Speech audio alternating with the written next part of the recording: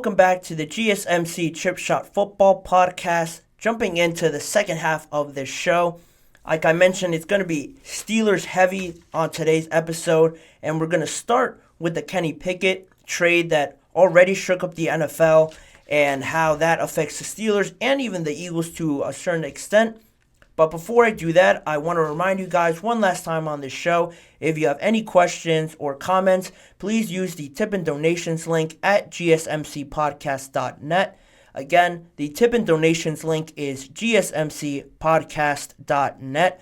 Just make sure your questions pop up to the right here in the chat box. I'm able to read them and engage with you guys throughout the show. We always appreciate it. It's a big help for this show and all the shows across the network.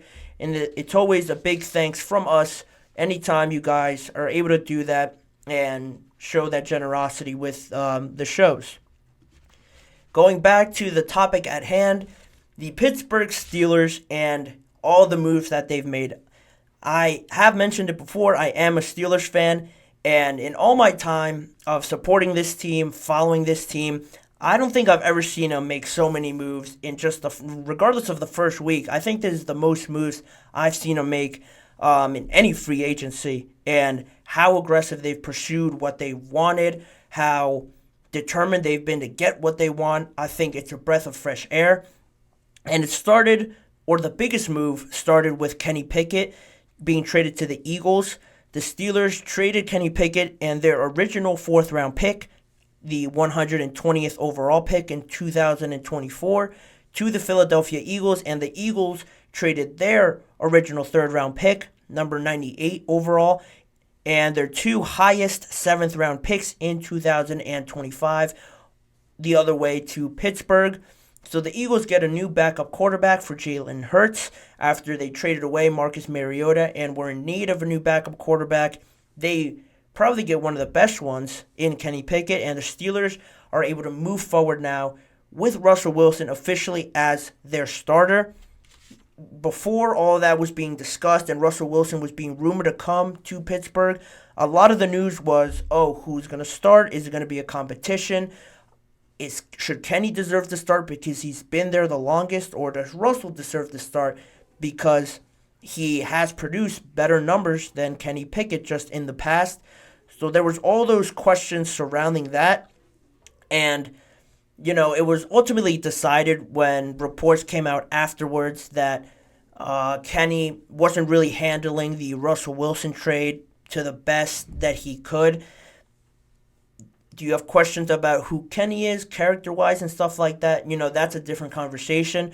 But those were the reports, specifically from Jerry Dulac, that covers the Steelers for the Pittsburgh Post-Gazette.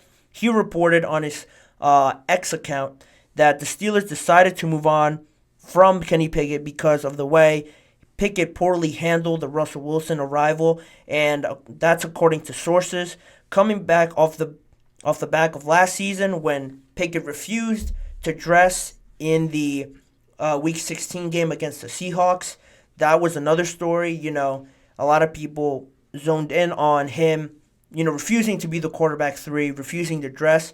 That was a whole big story that kind of just was pushed under the carpet because, it's towards the end of the season. Kenny wasn't coming back, so you could afford to move on from that. But now, the way Kenny's handled the Russell Wilson trade or the signing, and now makes you think back to that. All of that kind of was grouped together, and I think the Steelers, Mike Tomlin always says it, they want volunteers, not hostages there. And if Kenny was going to have a long phase, have a bad attitude about it, if all of that does wind up to be true, Kenny had his introductory press conference today, and obviously he didn't say he reacted like that. But if it does wind up to be true, then, I don't think it does good to anybody, the Steelers or Kenny Pickett, that he stayed any longer. Kenny went up to the Steelers after the Russell Wilson trade and requested a new, fresh start. In his press conference today, like I mentioned, he said he just felt it was the best time to move on. He didn't really address any of these other stories, but that's kind of where Dulac is coming from and what he's heard from all of his sources. On top of that, another story that came out from Dulac was that as soon as the Russell Wilson signing was reported and everybody found out about it. He said that Kenny Pickett actually canceled the workouts that he had with all the wide receivers during their offseason, and he canceled that, obviously because of the signing, and that was sort of what led into all of this sort of breaking out with the reports on Kenny Pickett and how he was handling all of this. Russell Wilson actually texted Kenny Pickett as soon as he got to Pittsburgh. He said it in his press conference that he said, as soon as I made the decision to come here, I texted Kenny Pickett and got to talk to him a little bit and just tell him, hey, every day we go out there, let's be the best version of ourselves and try to make this team better. Russell Wilson's probably the best guy at never saying the wrong thing. So, that makes sense. Probably true based on who Russell Wilson is as a person. He didn't say if Kenny responded, or obviously now you see Kenny Pickett getting traded. He wasn't really having any of that. So that was where all of this kind of bubbled up from, where all of this was coming from. And on the other side of that story, talking about Kenny Pickett and how he reacted, Aditi Kimkabwala from the NFL.com reported also on the issue, kind of going back at the reports that Kenny wasn't really handling this the right way. She said that the Steelers explicitly told Russell Wilson that he was going to start, going back on the idea that Kenny Pickett was finally going to have the idea to start for the Pittsburgh Steelers and have an actual chance of proving himself with a new offense, a notable offensive coordinator. And you take that and everything else that I just said, a lot of people could agree with Kenny Pickett if those reports are true. If you paint this whole situation as a competition, that's how you sell it as to Kenny Pickett. Yeah, he's going to be upset about it, but, if it's a competition, I am almost certain that he would have agreed to that, not have reacted too badly if you assured it was going to be a competition. But if this report is true and they told Russell Wilson, quietly once he signed, and then broke the news to Kenny Pickett, like, Russell's most likely going to start, you could see where Kenny Pickett could feel a certain way about it and feel upset. And in the moment, ask for a trade out of there. Like I mentioned before, if he's not going to be happy, not really contribute morally to this team, I think it was probably best that he do that. And that's most likely what ended up happening. Now he can sign a new deal with the Philadelphia Eagles. And it was also reported that the Eagles, like I mentioned, were in the backup quarterback market. They actually reached out to the Bears for Justin Fields, but a deal couldn't get done there. So they moved over to Kenny Pickett and signing him to be their backup quarterback. And there was already connection there. A lot of pictures and a lot of news broke out after that. Kenny Pickett obviously grew up in New Jersey. He went to high school actually in Ocean Township. Funny enough, I saw him play against my high school my senior year. So to see him be the quarterback of my favorite team in the NFL was pretty crazy. And I felt that I had that connection there with Kenny, but it obviously didn't work out the way it should have or the way I thought it would. A lot of this Kenny Pickett idea with him going to Pitt and being around the Steelers already, I think a lot of people rolled that sentimental, nostalgic vibe with Kenny Pickett, because now looking back at that quarterback class and how everybody's ended up now to this day from the time they were drafted, it's pretty insane of how under evaluated that class was, I guess, to a certain extent, and really how there was only one quarterback from that draft that turned out to be, or not turned out to be, because nobody expected Brock Purdy to be the starter and quarterbacking a team into a Super Bowl. It really turned out to be a complete opposite way that a lot of people had it projected out to be. Kenny Pickett was the first one drafted. He was traded. Then Desmond Ridder was drafted, 74th overall. He was just traded. Malik Willis is the Titans' backup or third-string quarterback. Now, Matt Corral isn't even in the NFL anymore. When he was drafted, 94th overall. Bailey Zappi hasn't had a great career thus far, and he's the Patriots' backup now. Sam Howell just also got traded to the Seattle Seahawks. And like I mentioned, Brock Purdy, the last guy drafted in that draft, turned out to be the best quarterback of all of those guys. So when I saw that stat, I had to include it in this whole segment about Kenny Pickett and just that draft class and how crazy that evaluation turned out to be.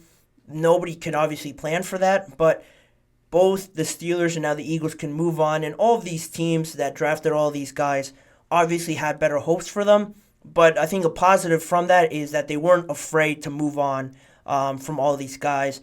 I know the Steelers probably had the most to lose because they drafted Kenny in the first round, and all these other guys went third round and later. But regardless of that, it's always moving on from Ritter, who was the starter, Malik Willis, who had a chance, Matt Corral, who had success at Ole Miss and was also viewed as a guy with good potential. But it turned out that none of these guys really lived up to that. They still could. I'm not saying that they're just done. But again, I thought it was crazy of how it all turned out. And overall, my thoughts on this whole trade and this whole situation, it got ugly for a little bit because of all the behind closed doors sort of reports and what was said to someone, what wasn't said. But I think this was the best situation overall. Kenny did have a chance to prove his abilities. Was it unfair with bad coordinator play? Yeah, but you can only control that to a certain extent, and this whole NFL is about winning, and the Steelers haven't had winning in the playoffs specifically in a long time. I think it just got to them. They wanted to break that, and they cleared house, got rid of all these guys, and brought in a new group of guys that they expect to be these X-Factor kind of players that leads them into more success going forward. I mentioned before, I don't think any of these guys are done, but it will be difficult to beat out a Jalen Hurts, a Kyler Murray for Desmond Ritter, and now serving as his backup. It'll be difficult, or Sam Howell as well in Seattle backing up Geno Smith. That one's a bit more optimistic, but I don't think they're done completely, but it will be an uphill battle for sure. And on top of all of that, I started this whole thing by saying that the Steelers gave me it felt like a breath of fresh air, that they're more aggressive, trying to create a change to this team. And Omar Khan, props off to him for being this sort of catalyst for change, not sticking around and being okay with just getting by, winning some regular season games and barely making the playoffs. He wants to see more change. And since his time with the Steelers as their general manager, he's had no problems trading Chase Claypool, Kendrick Green, who they drafted to be their center, didn't work out. Kevin Dotson, who's now with the Los Angeles Rams. He just traded Deontay Johnson, and now he's traded Kenny Pickett. So, I think they've come to a point where they're done accepting this mediocrity, this just mid-level team that is always going to hang around. I like it. I'm a big fan of it, and I think they're definitely not done. This offseason is still young. I expect them to make some more moves in regards to wide receiver, get in more weapons for these quarterbacks because they'll need it. And on that topic, I will send it to another break because I did mention quarterbacks. They traded away Kenny Pickett. They obviously signed Russell Wilson, and they traded for the Bears' former quarterback in Justin Fields. That was even bigger of a story than this Kenny Pickett trade was to me. So I'm going to get into all of the details surrounding that after the final break of this show. I'm going to give you all my thoughts on that Justin Fields trade and all of the reports that came out surrounding that trade, other shooters, the Bears doing right by Justin Fields. I'll give you all the details on the other side of this break. You're not going to want to miss that story. That is coming up next on the GSMC Chip Shot Football Podcast.